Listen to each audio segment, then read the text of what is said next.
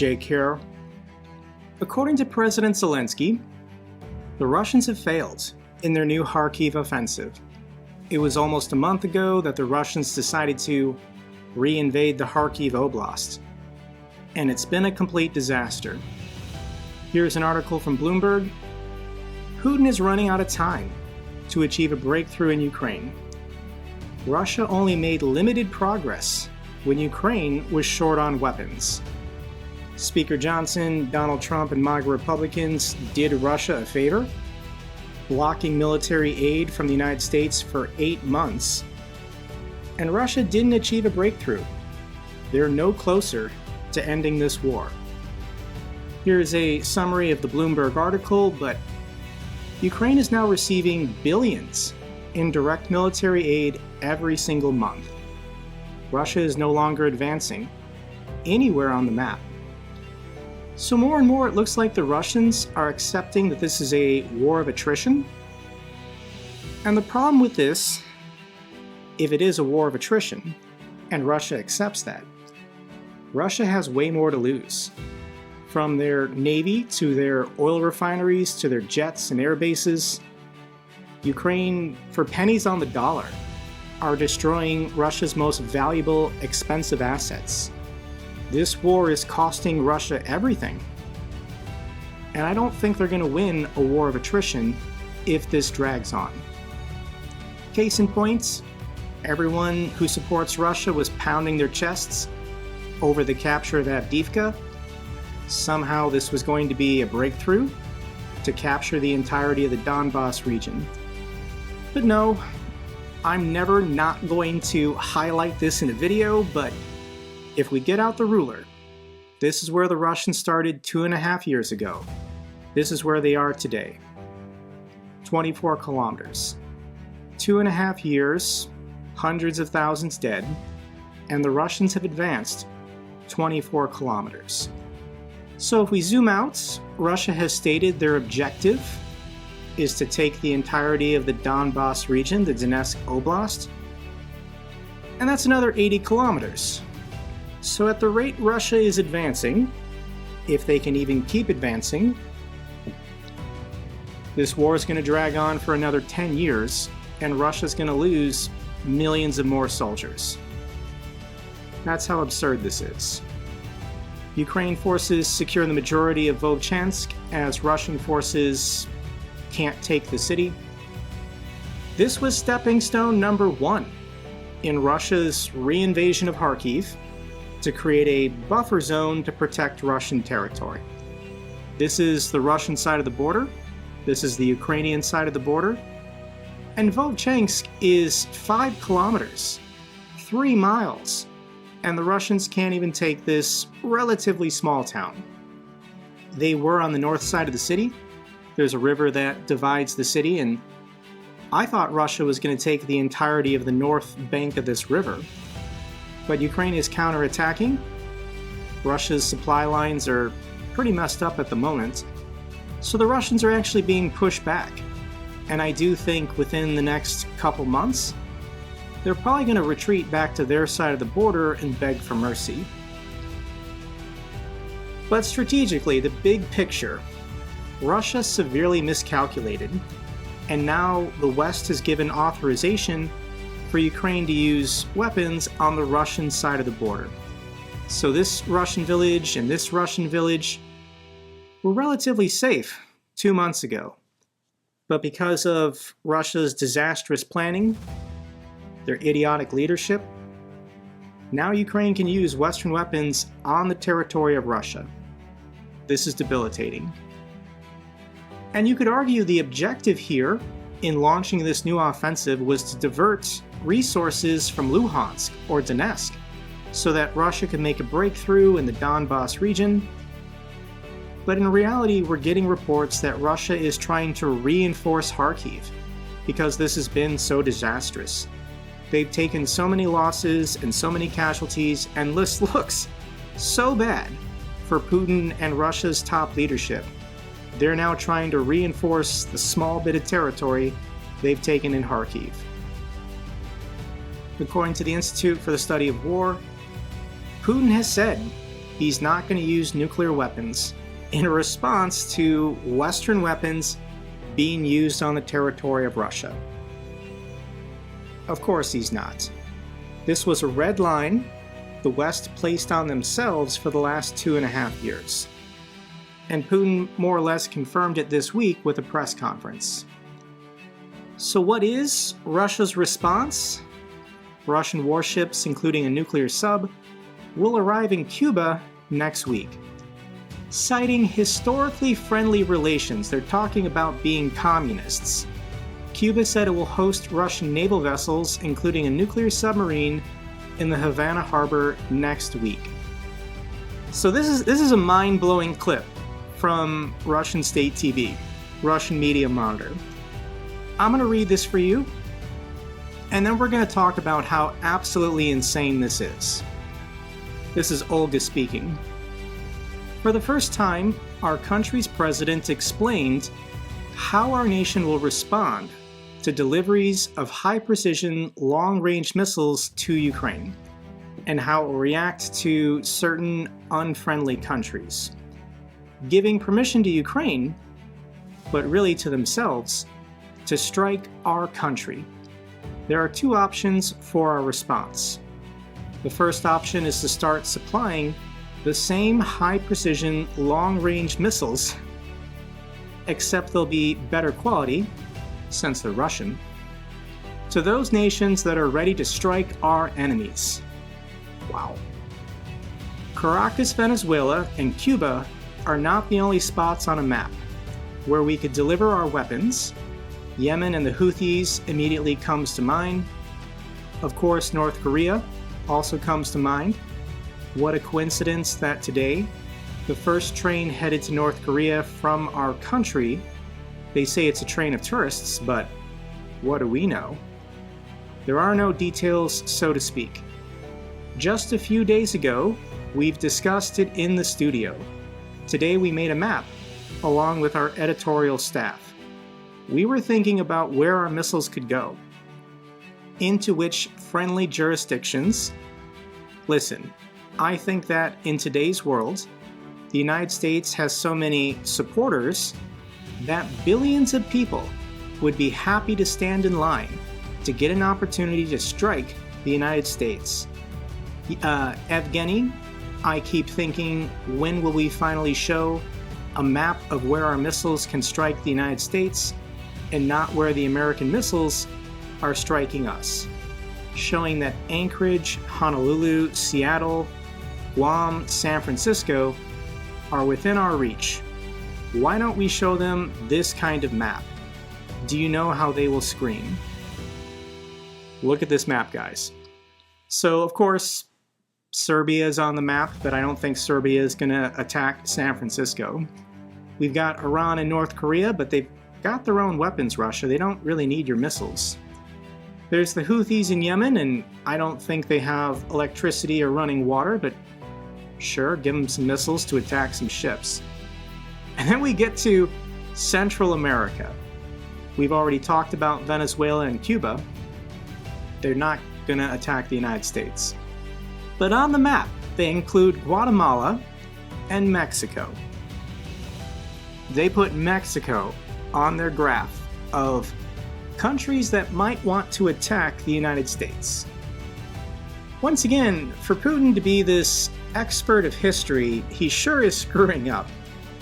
If you remember, if you're European, you might not know about this, but there's something called the Zimmermann telegram.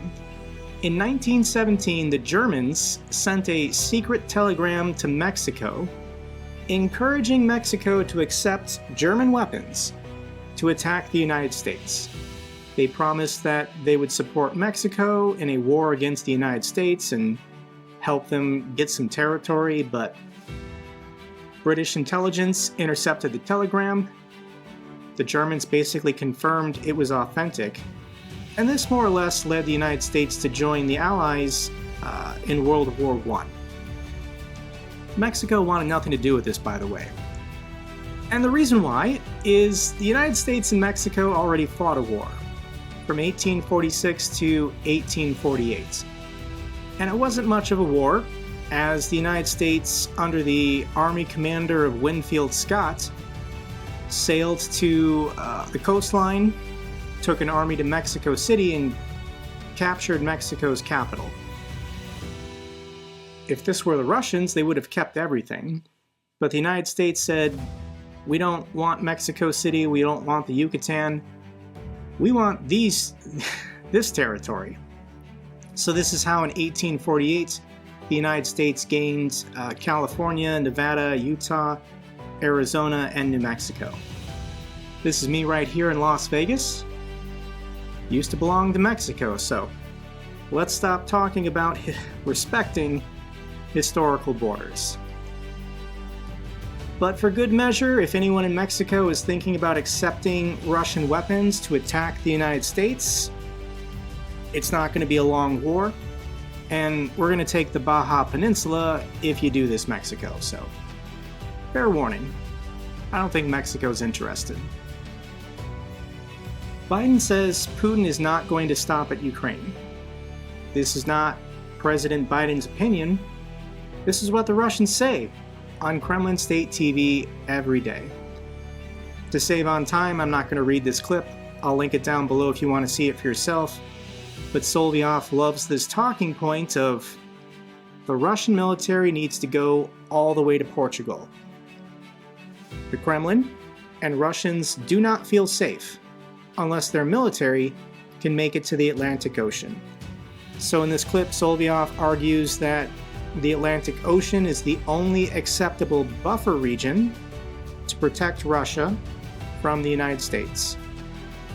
So all of Europe eventually needs to be conquered by the Russians for Russia to feel safe. Biden announces another $225 million military aid package for Ukraine. This is the stuff included. It's the usual stuff. Air defense missiles, Stingers, cluster munitions, artillery shells. But the big ticket item, this is pretty cool. Another 100 of these M113 armored transport vehicles will be sent. In the last aid package, over 100 Bradleys were sent. So there is an effort from the United States to get as many armored vehicles over to Ukraine as possible. These armored vehicles save lives, offer protection, and Russia is running short on their own armored vehicles to counter this. Russia's got problems. Russia's Su-57 stealth fighter jet confirmed struck for the first time. This is Russia's 5th generation fighter jet.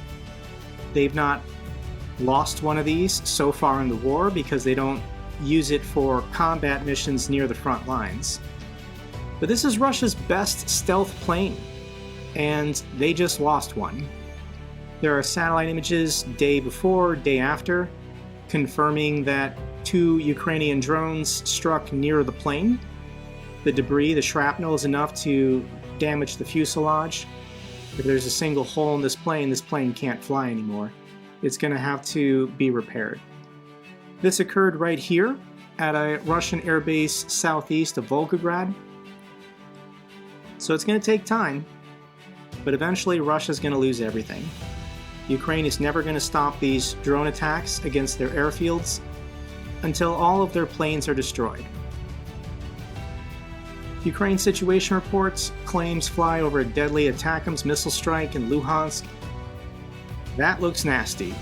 So this is a building in Luhansk, the occupied territories, and the Russians were definitely using it as a military barracks, and Ukraine is fine dedicating an entire ATACMS missile to go after troop concentrations. So this photo was leaked of troops amassing outside this building, and that's what a single ATACMS can do to a building in the occupied territories. North Ossetia base for Russian fighter jets targeted by drones for the first time. So South Ossetia is Georgian territory that's currently being occupied by the Russian military.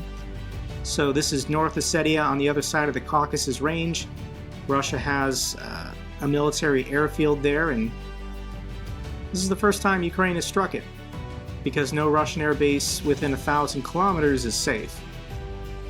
There is a video. We don't know specifically if any planes were damaged. This looks like another one of these. They're very large-looking drones, but I don't know what type it is. I'll link the video down below if you want to see it for yourself. This strike took place 720 kilometers from the front lines. Russia's air defenses were non-existent. Here's a mystery. Ukraine has spotted 2 pink MiG-31 planes parked in Crimea.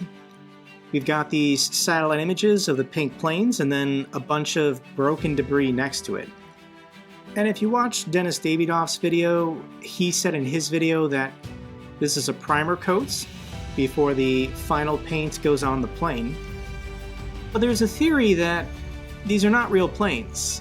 Russia is now constructing styrofoam planes to confuse and distract Ukrainian drone attacks. That would make sense, just given all these fragments and pieces down here, that perhaps the styrofoam comes in pink.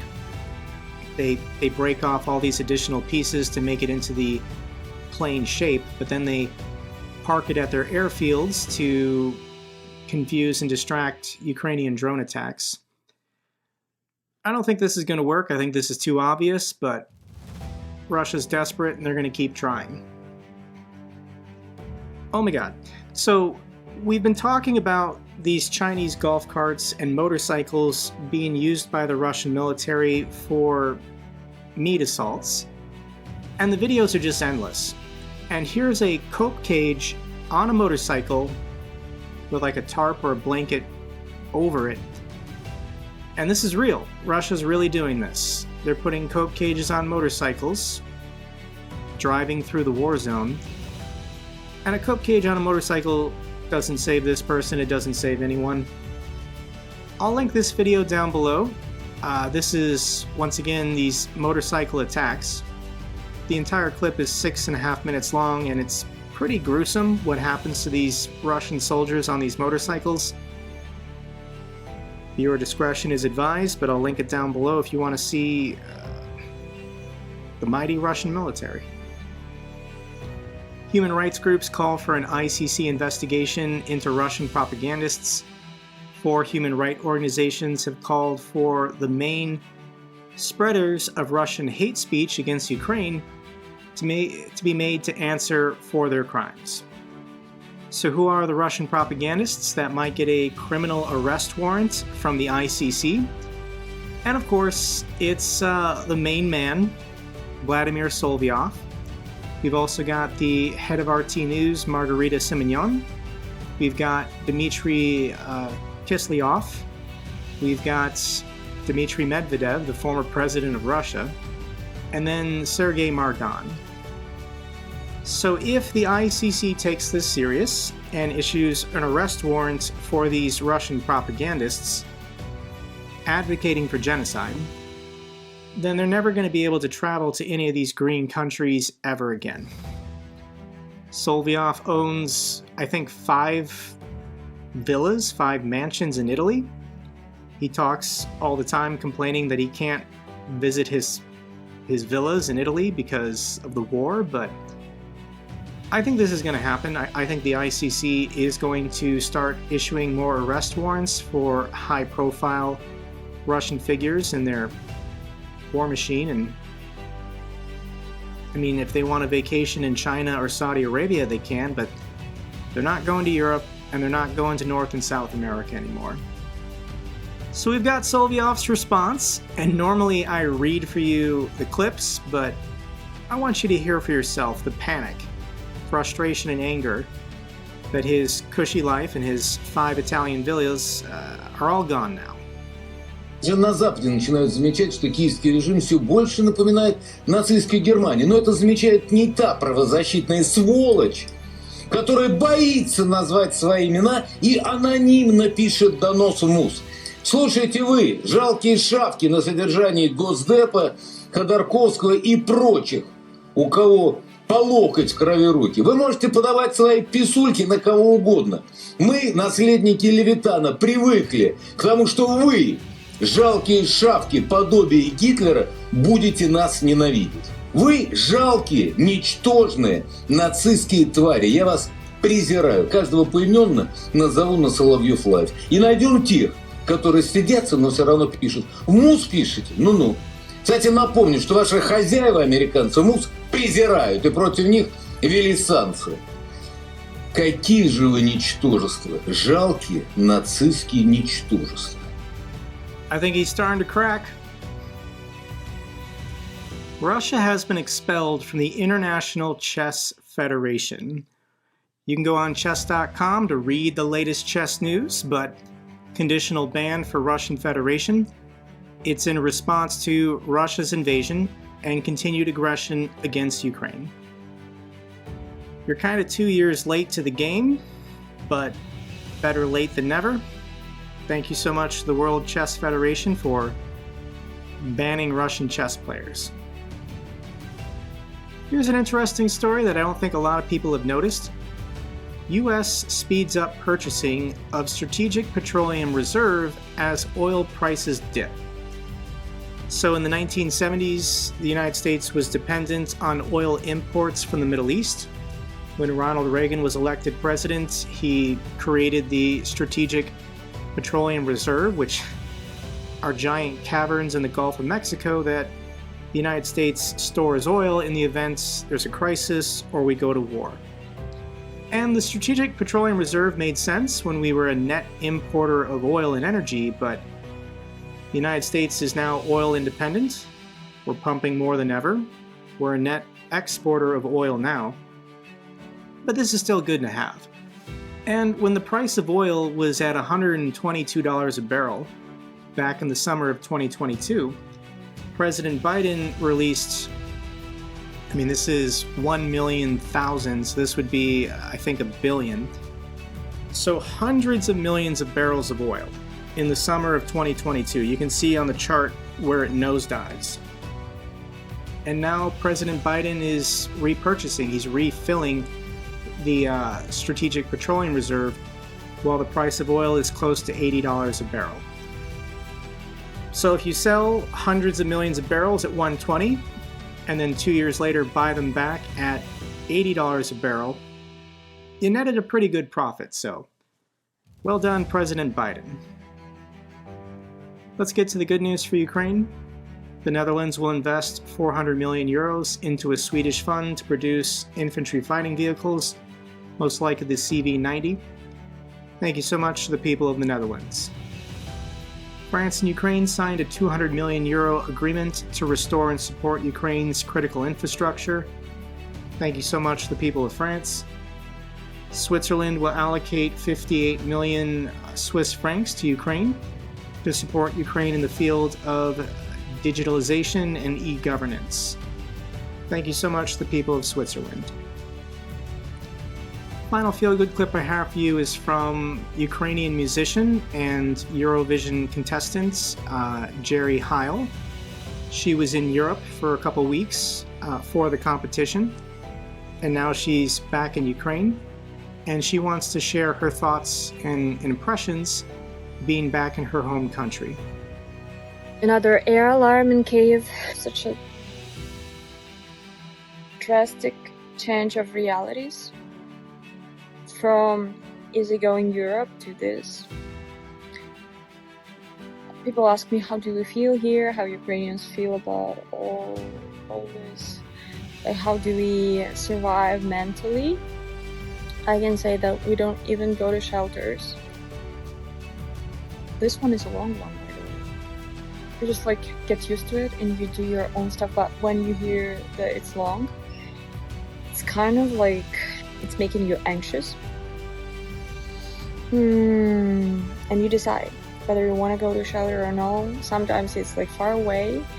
Not every house in Ukraine have it. What I love about Ukrainians is our desire to create. Even being in a situation of war, we manage to create and we create music and we participate in Eurovision, and that's why actually it thrills me. It pushes me to show this all to the world, because it's such a strong culture inside of our veins. We just can't get rid of it. It just like makes you move. It says you what to do. Do you feel me? I feel you, Jerry. That's all for this update video. Glory to Ukraine, glory to the heroes. If you found this video informative, give me a thumbs up. Best way to support the channel. Comments and questions, let me know down below. I love hearing from you guys. Till the next video, keep defending the truth, keep defending democracy.